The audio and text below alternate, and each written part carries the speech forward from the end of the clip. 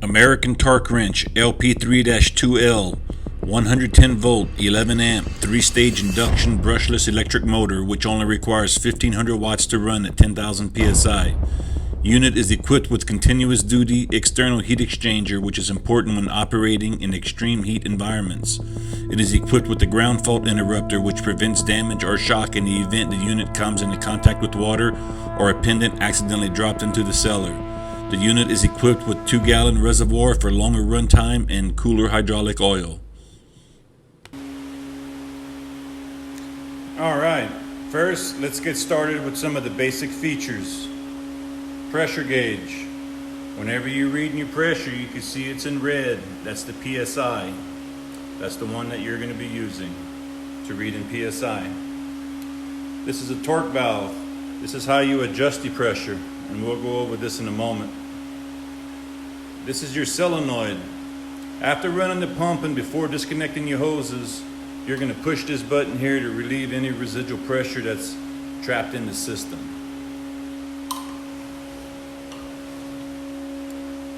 This is where you add your hydraulic oil. This is where you check your hydraulic oil. As you can see, the level's right here, which is good.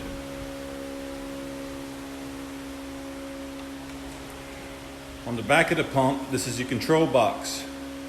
On the control box, there's a ground fault interrupter right here, or a GFI. If your cord gets wet, or if the pendant gets wet, it's going to trip this breaker here.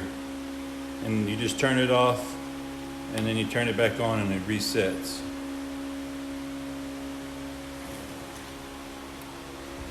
This is your heat exchanger.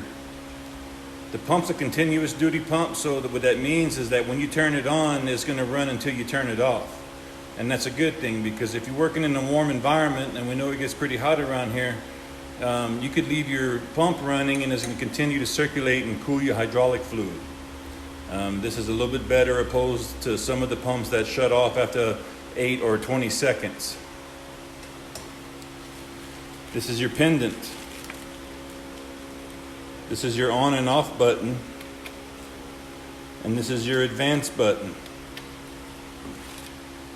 and your plug-in. Now that we know what all these parts are, let's go ahead and rig it up. The first thing we're going to do is make sure that our hydraulic quick connects are free of dirt and debris. You never want to drag this in the dirt, and you want to keep it as clean as possible. Just keep a rag. Wipe it down. Make sure it's clean. We're going to go ahead and install one here. Push it in. Make it up. Make sure that the collar is screwed all the way together. If you don't do this, the tool's not going to work right. Make sure it's in there. Screw it down. Making sure that it's screwed all the way, and it is. Okay. Got our power source plugged in. Now I'm going to turn the pump on.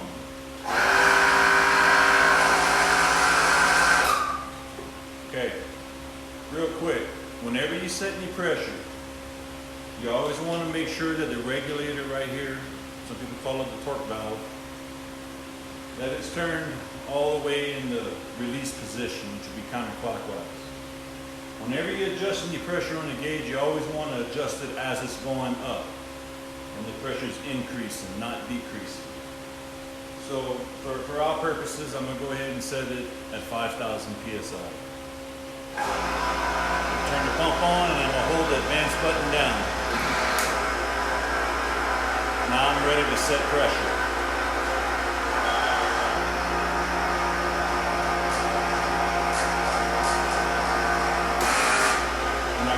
Button, it goes into retract position, maintains about 1500 psi.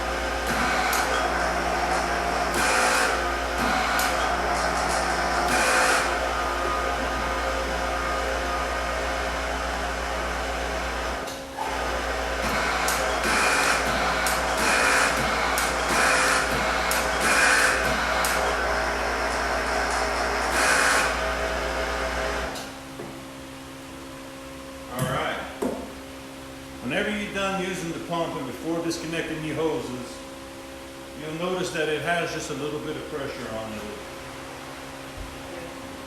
Alright, so our video got cut a little short, but what I was saying was that whenever you're done using the pump and you turn it off, there is about 1 to 150 pounds of residual pressure that's left on the system, and by pushing the solenoid button, the pressure is reduced down to 0, and it makes your disconnecting your hoses easier.